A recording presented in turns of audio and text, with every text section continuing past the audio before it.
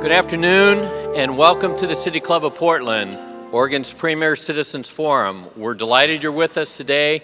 I'm Don Williams, president of City Club. Our topic today is business perspectives on sustainability. Is sustainability a mere buzzword or a great economic opportunity?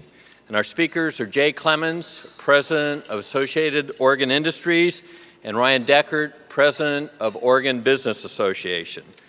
For the benefit of our radio and television audiences, please turn off your cell phones, Blackberries, and other devices that tend to break into song at the wrong time. First, a few announcements.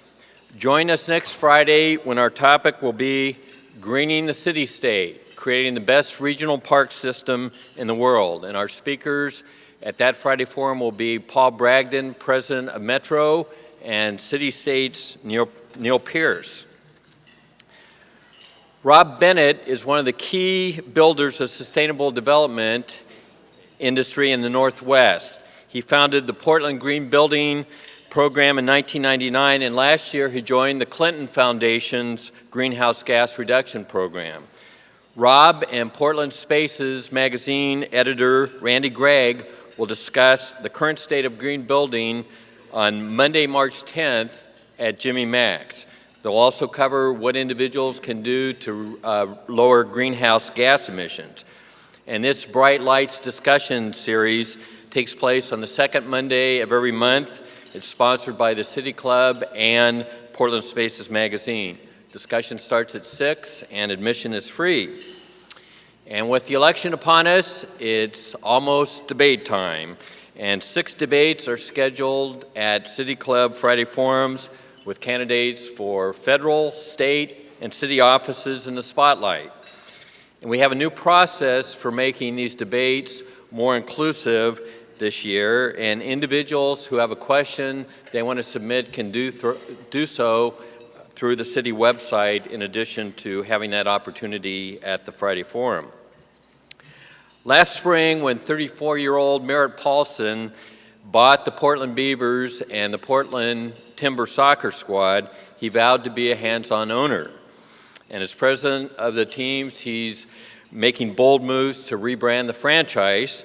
And on March 24th, from 6 to 8, he'll be at the the Bridgeport Brewing Company, and join him and City Club members for an evening of conversation with this young entrepreneur.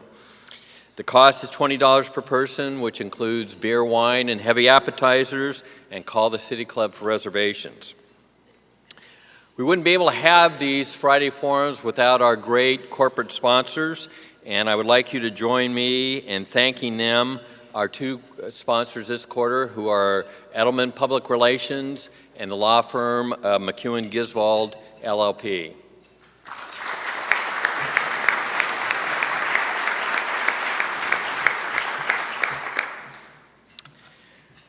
Last year, noted environmentalist author Michael Schellenberger told the City Club that the politics dealing with acid rain and smog cannot adequately address global warming. Society has changed, but politics has not kept up, and environmentalism must die, he concluded, so that something new can be born. Last December at the Oregon Leadership Summit, 600 leaders also agreed that old relationships must change. Collaboration is both the key to a more sustainable environment and a robust economy. These leaders have great concern for the implications of global warming on loggers, cattlemen, transportation, and other Oregon industries. However, there are some great examples of Northwest companies making significant commitments to sustainability. For example, Vancouver-based Burgerville separates itself from other fast food chains by its sustainable practices and commitments to local resources and the community. Another example, Oregon City-based employee-owned Blue Heron Paper Company is one of the state's largest recyclers. The director of the Climate Trust in Portland stated that they have gone above and beyond to whatever they can do to be green. And their efforts are the equivalent of taking 75,000 cars off the road annually. Changes in recycling regulations and competition from the paper industry in China, however, make it harder for Blue Heron to compete. Some business leaders are also concerned that new sustainable companies will flourish briefly in a market niche and then go out of business when economic conditions change. Well, our speakers today understand the business perspective on sustainability. They will help us determine if this move is just a fad or an economic and environmental principle that can distinguish Oregon and define its success. Since 2006, Jay Clemens has been president and CEO of Associated Oregon Industries, and AOI is a nonprofit association. Its mission is to both promote prosperity and the highest quality of life for all Oregonians by advancing Oregon business. Mr. Clemens has been a chamber executive for over 30 years and has had leadership positions in Tulsa, Oklahoma, Boise, and Bremerton, Spokane, and the Tri-Cities in Washington. He grew up in Spokane and graduated from Eastern Washington University. He earned his master's degree at Pacific Lutheran. And he also was awarded the professional designation of Certified Chamber Executive. Jay and his wife, Colette, reside in Wilsonville, and they have 3 children. He sails and skis for hobbies. Please join me in welcoming Jay Clemens.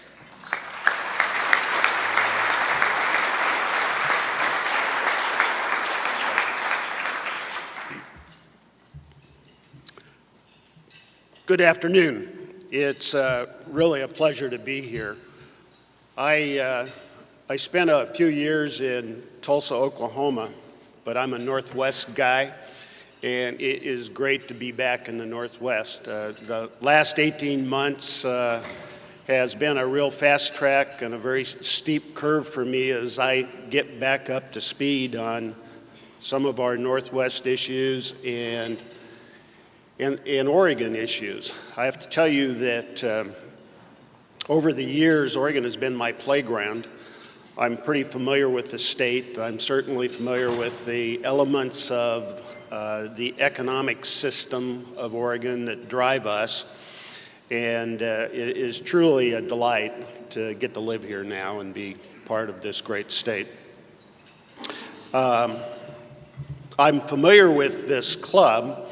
I've known about it for many years. I have not attended your meetings before, but a while back, Jim Zarin invited me to come and learn more about you, and I think he had in mind selling us a membership, which we're glad to do, but we haven't gotten there quite yet. This was fairly recent. It's a great club. You've done good work over the years, and you've been a great forum for Portland to talk about some of the big issues that drive this wonderful city. Just a quick personal note, we're here to stay. We're not going anywhere. And the little resume that you just heard, you saw there where we have traveled around a little bit in our career path, but this is home. Our family, I have a son-in-law from Bend. He is in law school at the University of Denver right now, but they're headed this way. Her twin sister is already here in Lake Oswego working for a software company.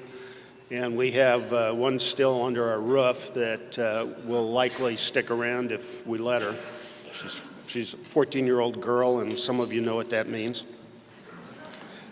But this is home, and we're here to stay. And we care deeply about personal and professional interests that have to do with the economy of Oregon and the quality of Oregon's lifestyle. It is also a privilege to sit up here at the head table with Ryan. Our organizations have a history together, and we're making new history these days. My first introduction to Ryan on a personal level was shortly after I got to Salem. I had an issue came up, and I had a reason to go call on Ryan in his Senate office. And It could have been kind of a touchy issue. We had a great conversation. Ryan made it a very comfortable issue for us to work through, and I left his office not only respecting him, but liking him very much. And I look forward to working with Ryan and his organization in the future. We share a great many common members. We share common board member companies and some individuals. We care about a lot of the same things, and there is a great opportunity for us to coalesce around our common issues and work together on things. I think that whenever you're working on tough issues, more heads are better than fewer. And I think all the sociology shows that more people make better decisions than fewer. And I look forward to those opportunities with you, Ryan. AOI has a history of being concerned about sustainability. Sustainability has been a subject for our organization for many years, and part of the discussion at all of our tables.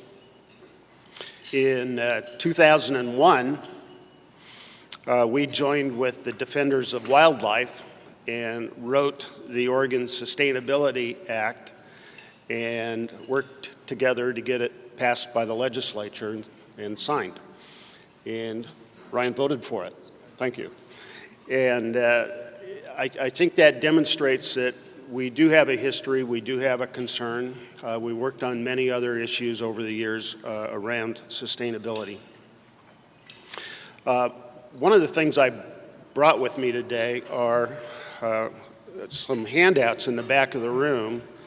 And most recently, within the last few weeks, our magazine went out to 25,000 Oregonians, and it talked to sustainability in Oregon and what some of our companies are doing. So I'm not going to go through a lot of examples of what Oregon companies are doing around sustainability, but there are some very interesting stories in there.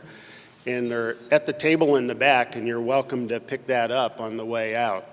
I don't know if we have enough for everybody, but we brought a bunch. The topic today about sustainability, one of the things that set this up for me was a conversation about whether it, what exactly is sustainability and how, is it a buzzword? I don't think so, but maybe it is. But how do you define it and how do you build it into the community? I thought with my remarks today, what I would do is talk a little bigger global perspective on where sustainability is as an issue. Everywhere you go today, there is discussion about sustainability. In my professional circles across the country, when I meet with my peer group, it's always on the agenda. It's always one of the top issues. And the things related to sustainability around, particularly these days, energy and environmental impacts, global warming discussions, and things like that. You can see and hear the same conversations in China, all throughout Asia. You can hear it in Europe, every single country in Europe. You can hear it in South America. Literally, it's occurring on every continent in the world. And it's nothing unique to us here. And I think that's a perspective that I want to bring you today. It really is a global issue, and it's an issue that is just in its infancy. One of the best descriptions in defining sustainability that I've seen in the literature I've looked at from around the world has been that it relates to meeting the current needs of our society, our societies, our cultures, and our businesses and our governments without compromising future generations. And that's a pretty broad, fuzzy description of what sustainability is. But I think if you get to the bottom line of all of that, what it boils down to is sustainability is really an approach. And it's an approach to living, it's an approach to doing business, and in the world that we live in. I don't think it's a good idea to restrict our thinking too much about defining sustainability. What the research around the globe is showing is that sustainability and what it means is not a checklist of 20 things that you have to do to be a sustainable entity. It is something that's changing from industry to industry, from place to place, and from job to job. It's something that we're all on a very steep learning curve learning about. In the global corporate community, big companies, the biggest of big companies, the $10 billion companies and up, seem to be pretty engaged in sustainability initiatives. It's the biggest companies that are really being driven by global economies are having to drive into their organizations sustainability policies and standards that really haven't filtered down yet en masse to the mid-size and small business community around the world. Big companies are being driven by expectations from customers, from governments, and from competitors. It's really digging in. A study that I saw showed about 73% of the companies in the world have major sustainability programs in them, big companies. And they're more or less deep, I think, depending on some of the demands that go with the specific companies in their industries. Many of those companies are focusing on getting their own houses together, the things that are really immediate in running their businesses in a sustainable way. Those companies are finding it more difficult, and the real challenge into integrating sustainability practices in companies gets into companies of all sizes focusing on their supply chains.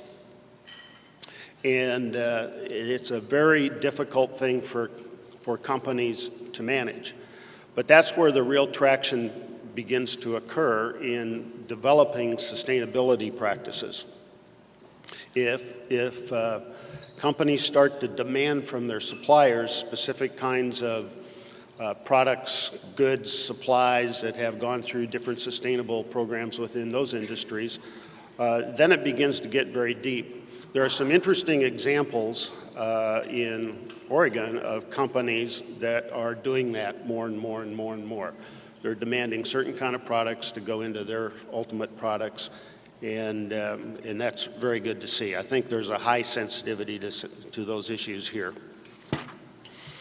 One of the issues that companies are finding it difficult to deal with, and this is something I think regulators need to understand, is that metrics around measuring progress on sustainability are very, very fuzzy. There are a lot of things that you can benchmark and measure in business that are fairly tangible. But lots of times, from a sustainability standpoint, they don't get down to the things that really matter. And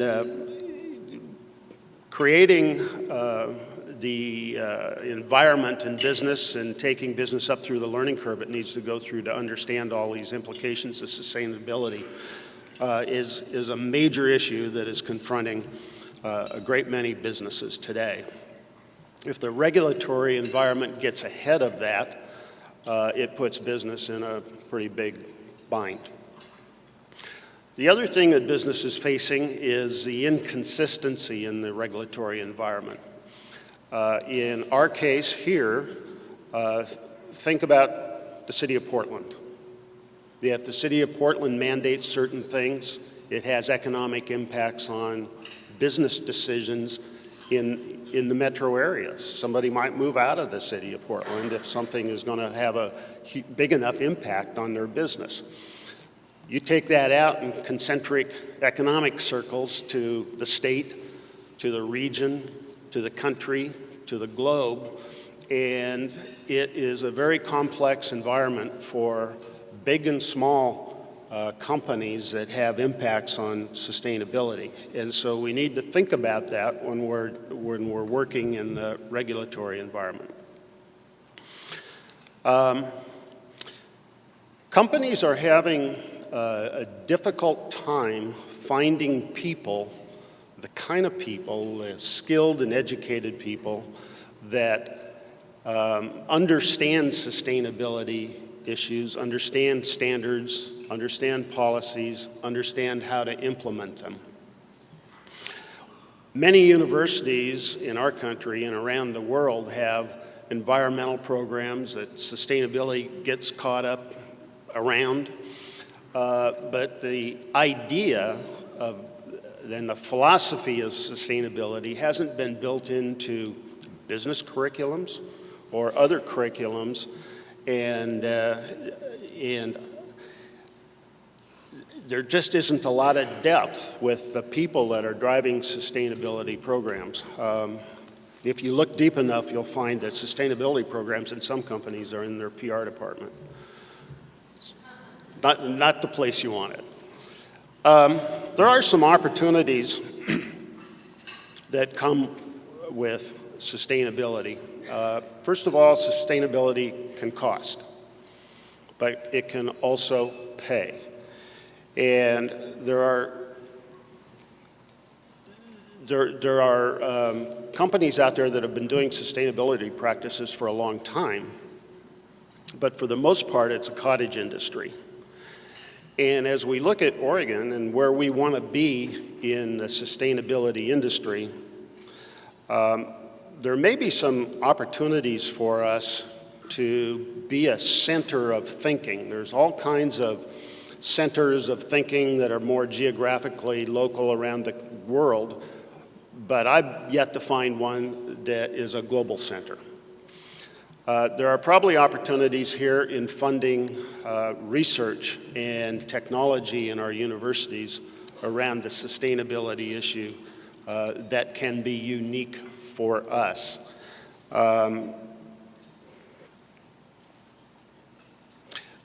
There's a huge industry, I think, out there when you look into sustainability practices of companies around the country, around our own state, I think for the consulting industry. There seems to be waves of issues that go through time in the business community, and this one's right on right now. And there aren't a lot of people out there helping companies work through the process of understanding what they can do to sustainability. The biggest opportunities, I think, the biggest economic opportunities for sustainability are integrating sustainability practices into our existing industries.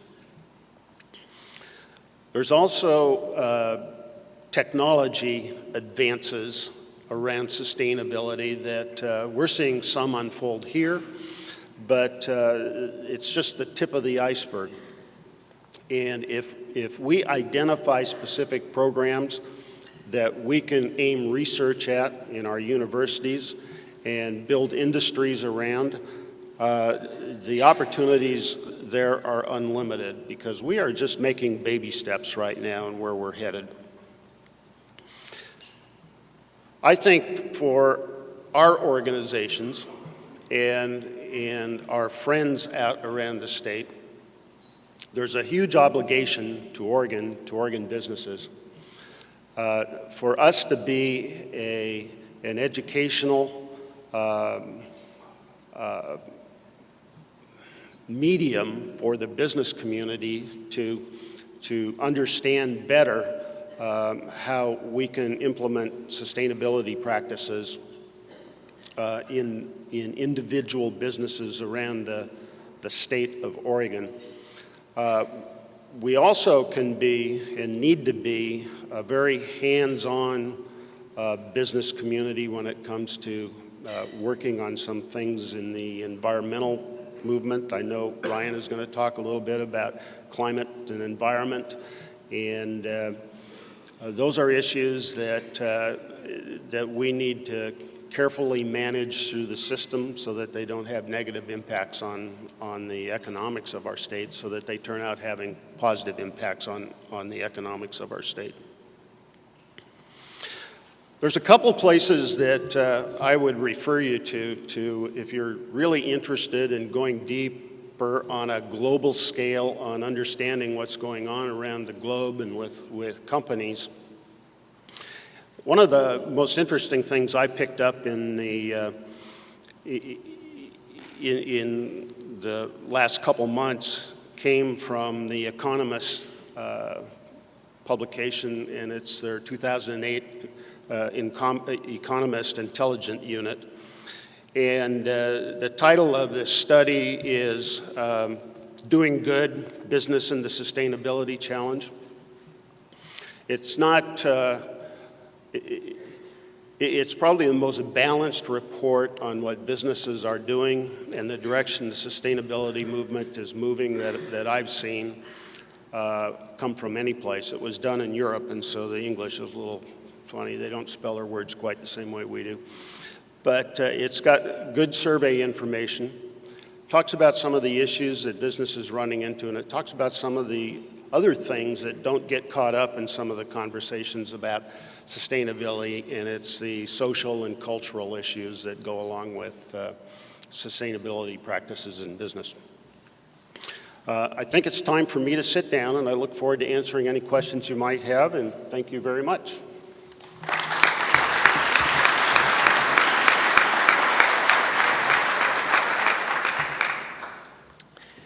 Ryan Deckert was named President of Oregon Business Association last October. OBA provides bipartisan statewide business leadership to ensure Oregon's long-term economic competitiveness. He was elected in 1996 at the age of 24 to represent Washington County, and Ryan was the third youngest legislator in Oregon history and the youngest state senator in Oregon history. Ryan served 2 terms in the State House, and he was completing his second 4-year term in the Senate when he resigned to lead the OBA. While in the Senate, he chaired the Senate Finance and Revenue Committee for 6 years. His resignation prompted Senate President Peter Courtney to state, OBA's gain was the Senate's loss.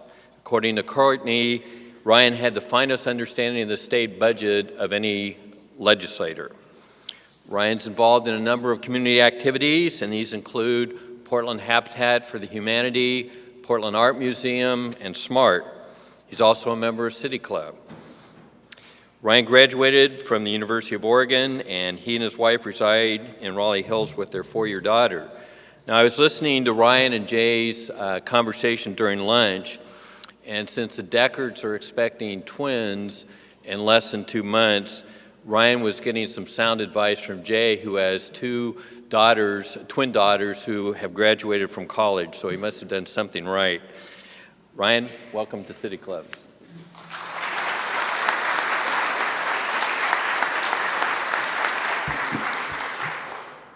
And Ryan should have put that budgetary expertise to work before he had twins on the cost of diapers and as all these mounting costs. And I don't think my wife is here.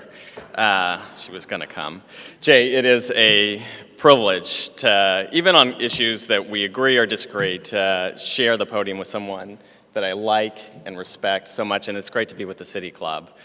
On an issue that's really important, sustainability. Is it a buzzword or is it a genuine economic opportunity? Paradigm shift, synergy, thinking outside the box. These were mere buzzwords. Sustainability is the challenge to do good and do well. And I'm here today to defend that buzzword, whether it is a buzzword or not, sustainability. Why? Because the challenges are so real. And all one has to do is pay attention to the news just this past month of February.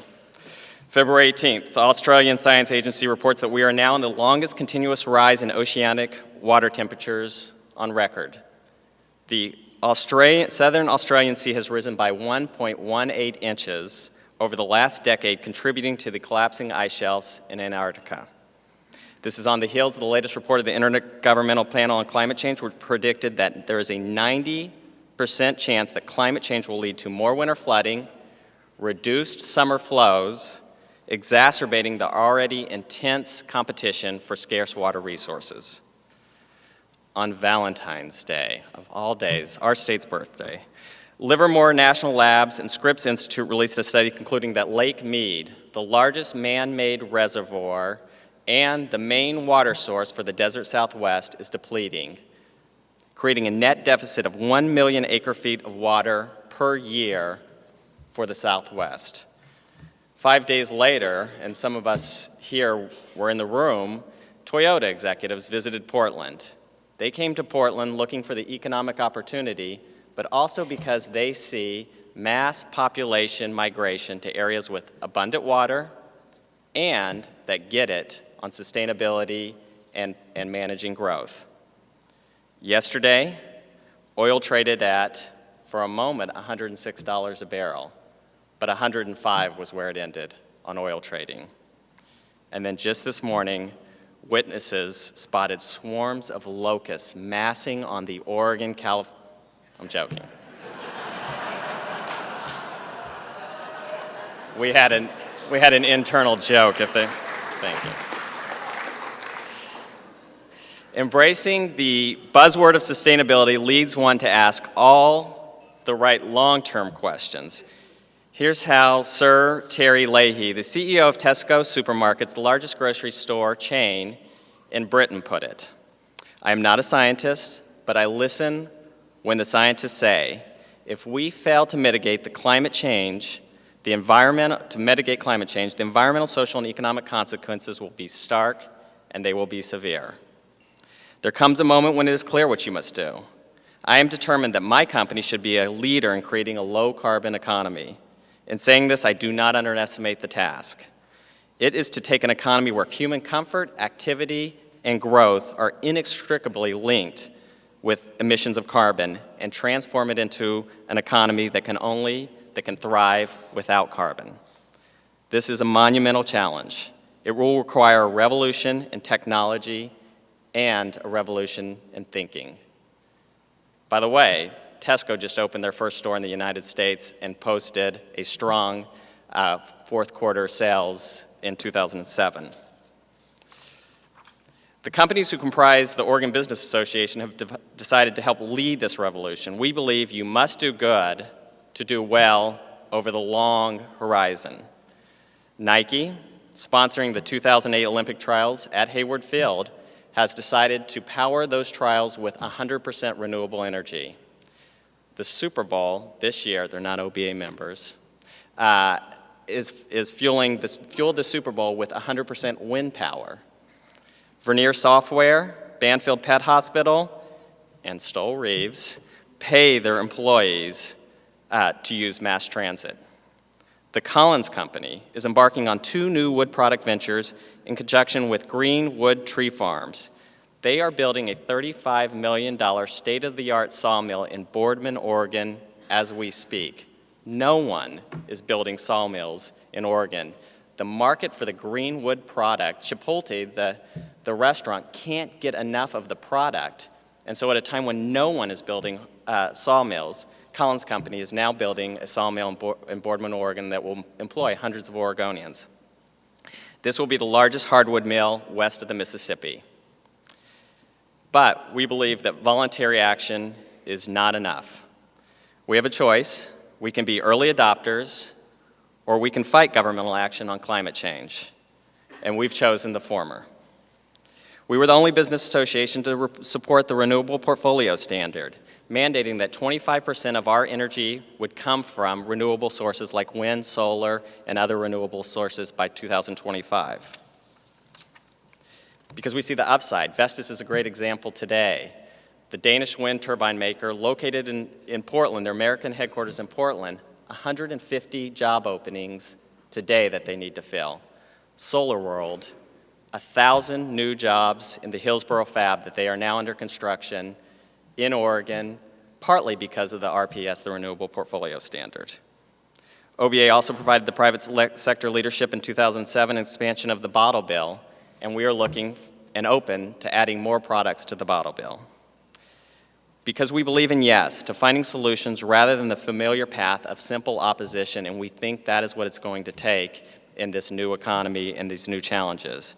And that is why diverse companies like Freightliner or Conway or Platt Electric join with Hannah Anderson, or my whole board's here, so I have to hit all their companies, Hot Lips Pizza, or Legacy Health Systems, or Neil Kelly, to find collaborative solutions towards our toughest challenges. We also believe that sustainability should include intellectual as well as natural resources. There is no doubt that the last century, the 20th century, was the American century. The barometer for determining who will wear the label in the 21st century will depend on a state or nation's ability to marshal the creative and intellectual resources of their citizens.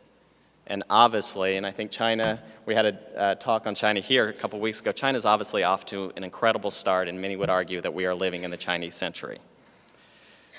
We in Oregon must stop fiddling while the embers spark in our schools and universities.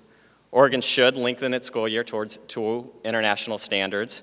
We ought to adopt the new diploma with the toughest academic rigor and standards in the nation. We cannot be first in the nation in incarceration and near last in our investment in our universities and colleges.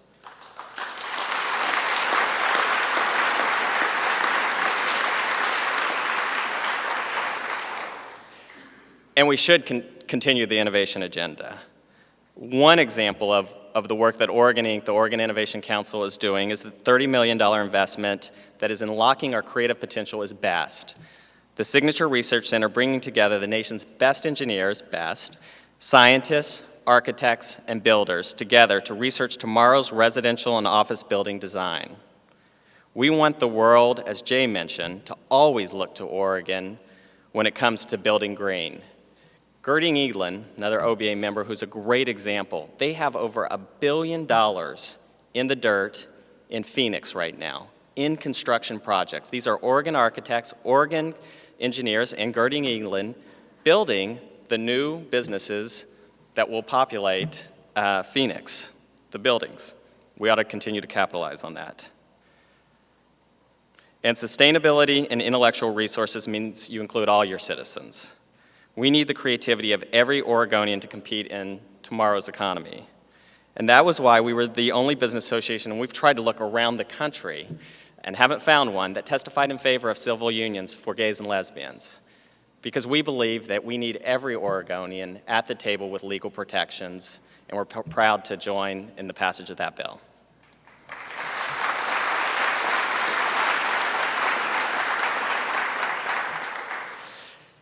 John Elkington, the director of sustainability, an environmental consulting firm, put it this way. He said, "I wrote my first report on climate change in 1978 for Herman Kahn at the Hudson Institute. He did not like what I was saying in 1978, and he told me, the trouble with you environmentalists is that you see a problem coming and you slam your foot on the brakes. Why not try to steer away from the chasm? The problem is that it doesn't work to slam your foot on the brakes. Maybe the thing to do is jam your foot on the pedal and see if you can jump across the chasm." This is our moment to jump across the chasm and embrace a genuine economic opportunity, buzzword or not. Thank you very much.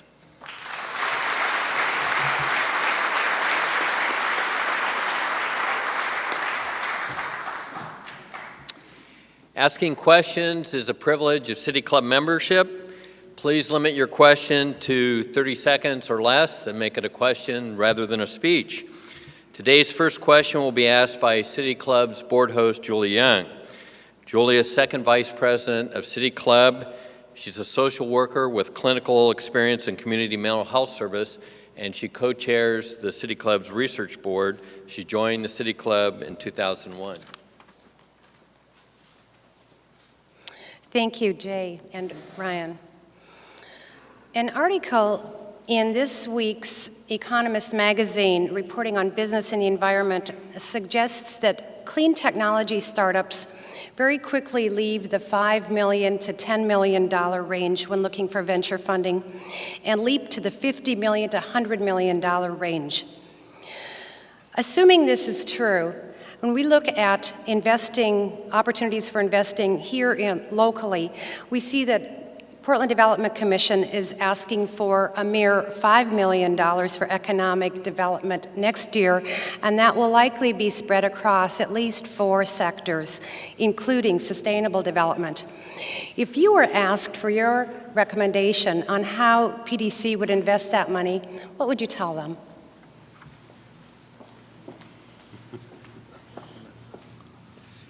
I'll put my engineering degree to work, which I don't have. I think that's a good investment. I've done economic development work for many, many years. I don't know enough about how the Commission's program is planning on spending the money, but I think those kinds of investments are necessary in order to drive a bigger agenda like that. How does it relate to the lifestyle of the community? How does it relate to raising the economic bar of Portland? Does that investment relate to the attraction of people into the community and jobs into the community that raise the standard of living of Portland, the per capita income of Portland? Does it help accomplish some bigger goals? That's kind of homework I would do if I was making a decision about that kind of initiative. I agree with that. Peter Fenner, a member of the City Club. And this question is for either of the speakers. Why has Oregon found it so difficult and moved so slowly to come up with some program that encourages carbon reduction for each individual in the state and penalizes those that go the other way and increase their carbon footprint? Thank you. So I would not give Oregon low marks in terms of our carbon. If you compare us against the national government, Oregon and 13 other states have gone far further, and the EPA obviously just on auto emissions just struck down what 13 states had done. But the big challenge will be in 2009, where we're going to have the Western Climate Initiative. It's 6 governors, 2 Canadian provinces, which are working on a cap and trade system, and that'll be a big question is, does Oregon, our governor is helping lead those talks, does Oregon participate and does the legislature ratify that decision? And I think that will be one moment of truth, because of all the things that Jay and I mentioned in our speech, nothing will have the deep and intrinsic reach that climate initiative will have. Although it's interesting to note at the national level, all the major presidential candidates now are on board with some form of a national cap and trade, and that's what you want. You want a national system. We're looking at a regional one because Congress and the administration just has not acted on this issue. Yeah, I agree with that. The thing that I don't think is broadly understood is that there are other regional groups like ours around the country. In the Northeast, there's a 10-state group, and there's a lot of division occurring in America, and I think that one of the things that we need to keep in mind when we go forward on this is this irregular regulatory system moving across the country that makes it very difficult for business to be competitive. And the national system really is the most appropriate solution if we can figure out a way to get that thing moved forward. My name's Trip Royce. I'm a member. I'm a small business owner, and it occurs to me as we're sort of going through our decision-making process that anybody, any private business is, well, we're bottom line oriented, and as a result, we're not given to being very adventurous. And is it reasonable to ask, for us as a culture, to ask people in that environment to take a leadership role in this? And if it is, how much can we ask, and how much should we assume we need to do sort of outside of the business community?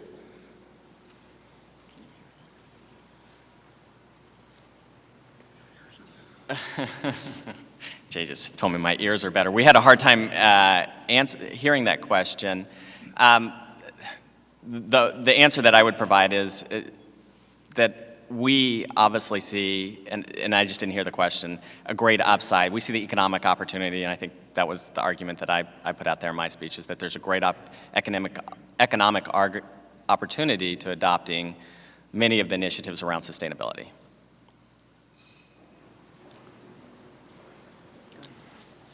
Ray Polani, a City Club member. 19 years ago, in March of 1989, the state of Oregon had the dubious distinction of registering an equal number of vehicles as we had people. Obviously, in these 19 years, we have added, and we got now more vehicles than we have people, which is a serious problem of space in cities. We obviously will need alternatives. And the logical alternative is much, much better transit and better trains. However, our financing system is skewed in favor of the automobile. How to change and how to shift the money?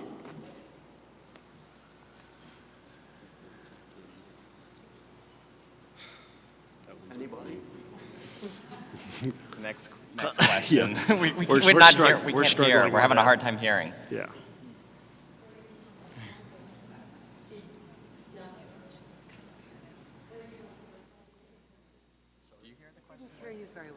They didn't hear me. Well, I'd be glad to repeat. I'm sorry for those that heard.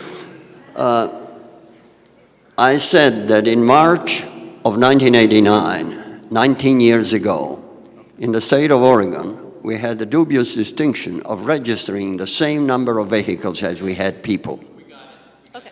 Okay. The question is how to shift the money and how to change. You're the money guy. Okay, we got the question. So good news to report is that as the state, and you're going to be involved in this, a 2009 major transportation initiative is coming. We're all collectively working from PBA to AOI to OBA to OBC. We're all collectively working on this initiative. It is a major transportation initiative. You will see, and we will be a leader in the nation, a climate portion of this that addresses that very question of how do you think differently? As you talk to Oregonians about $1 billion new investment in transportation, how do you really think differently about that investment? And how do you deploy the resources differently so that you really meet the needs of a multimodal economy and don't go just back to the $1 billion all into, although a good portion needs to be into road, but it'll have a different component, and hopefully that gets at your question. I think you'll see Oregon take a lead on that. Leslie Lewis, City Club member and small business owner. At my Pilates studio, Core Pilates, we work every day with people to create fuller individual health by addressing what I would characterize as forgotten or perhaps neglected dimensions in their lives, in their case, movement or physical activity. I'm wondering, first, in your work toward building a sustainable economy, what is, in your opinion, the most important forgotten dimension of economic health that's been overlooked in the past that we need to look at now?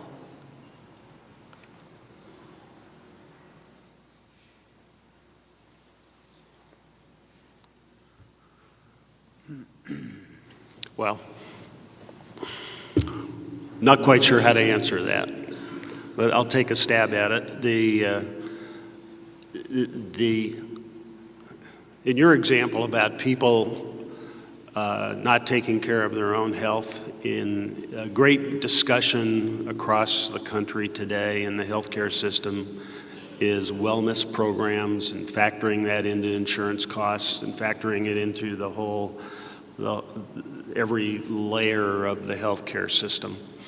Employers are working on some individually on initiatives in their own companies to do that, to control healthcare costs.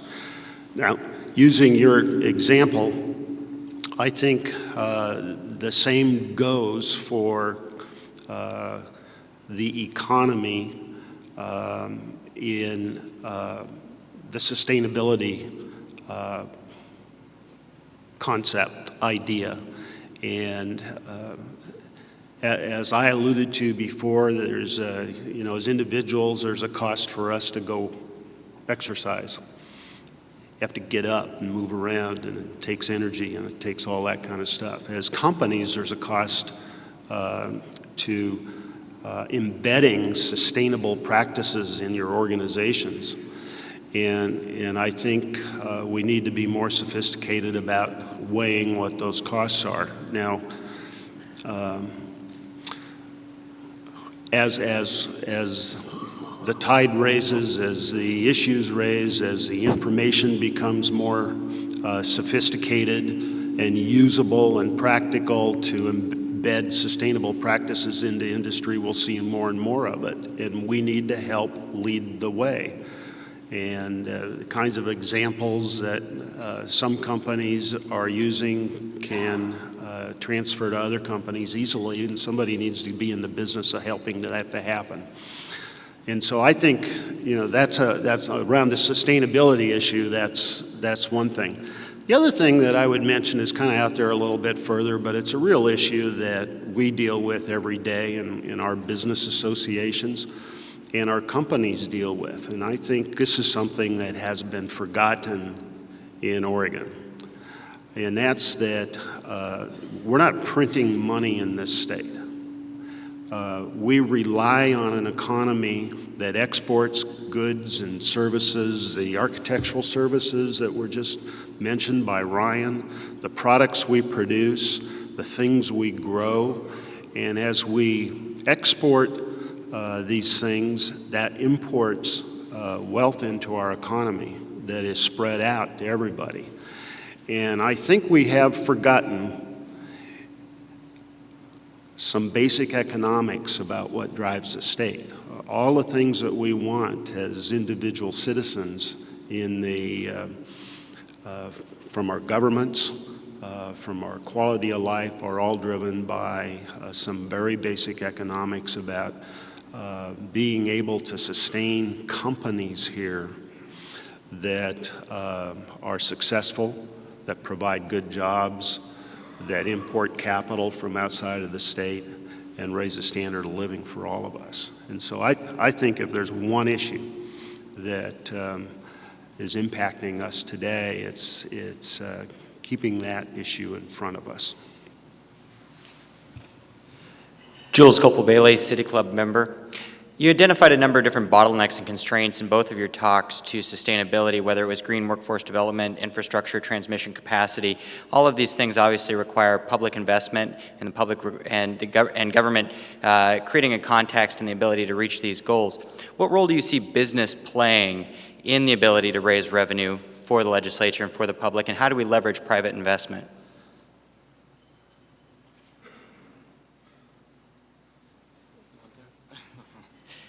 Business ought to help lead and be at the table on the important questions, whether it's investing in our higher education system or the best center, and it has to be a two-part conversation. I really agree with Jay's previous statement, though, that the income tax is the income tax, and so you have to have income, you have to generate income, and we have to be mindful of a growing building economy generates this state, especially because we're more dependent on one source of revenue than any state in the nation, and you have to have a vibrant, robust income tax. Having said that, the business community should continue to do what I think it did last legislative session, and we ought to do it, is be at the table and be partners and be visionary about where we want Oregon to go, because really, we do not have any time available to us to fiddle. Because the rest of the world will simply just move on as we pass another initiative taking $200 million out of schools and universities and building 4 more prisons in Oregon. The world will move beyond us, and that is the important questions that are facing the state here in the next year or two. Good answer. Charlie Burr with Edelman.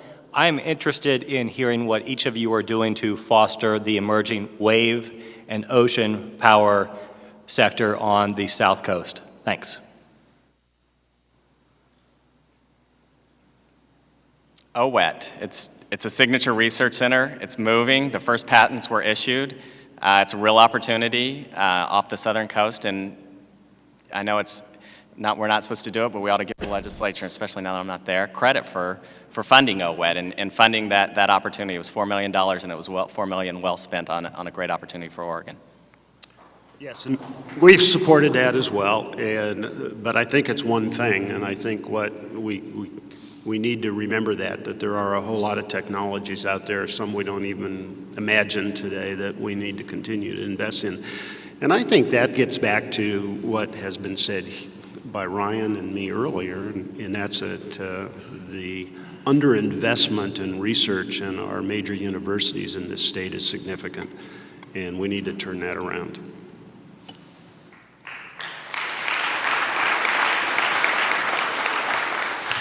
Gwen Milius, City Club member.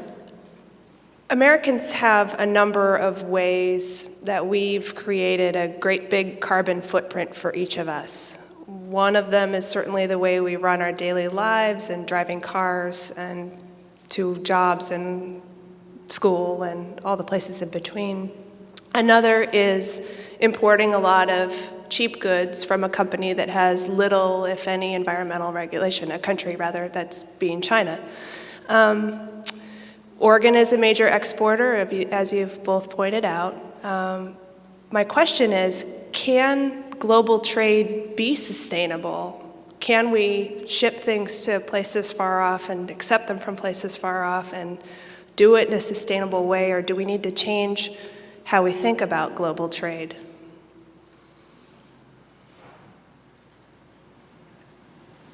Wow. The comment I would make about that is the globe is getting smaller every day, and we're more interdependent every day, and global trade is a reality, and it's not going to go away. The jurisdictions of states, of governments, is changing because companies are growing and they're doing business multinationally, and that's a way of life. Now, what is taking place in the sustainability world, in the world, we all hear the toy scares and all that kind of stuff, but that are happening in China. If you haven't been there, go there. It's the most fascinating place I've ever seen. But you can understand why the quality issues are there and so on. But that's breaking down, it really is. And you have to remember places like that need to do business globally too, and they need to follow the rules or they'll be out of business. And they're figuring that out in that country as are other countries around the world. So I don't think it's a matter, I think it's a matter of how we understand the global economy and play in it. I know some very small businesses. I have a good friend, and he has a business that his headquarters in the U.S. has about 90 people in it, and the research people, scientists and stuff, and he makes rubber products. And he produces them in China, and he sells them all over the globe. And totally, this guy has about 200 employees. It's a pretty small business. That is the reality. That's the reality of the world we live in. And so we just all need to be diligent. We need to be diligent in this country about the sustainability issues we're talking about, and accept that the rest of the world is some places are ahead of us and some places are going to follow us, but it's a reality that we're going to deal with, and the dial is moving very rapidly. I'm sorry we're out of time for additional questions. Ryan and Jay, we appreciate Oregon Business Association and Associated Oregon Industries. We appreciate both of your time. Thank you. We're adjourned.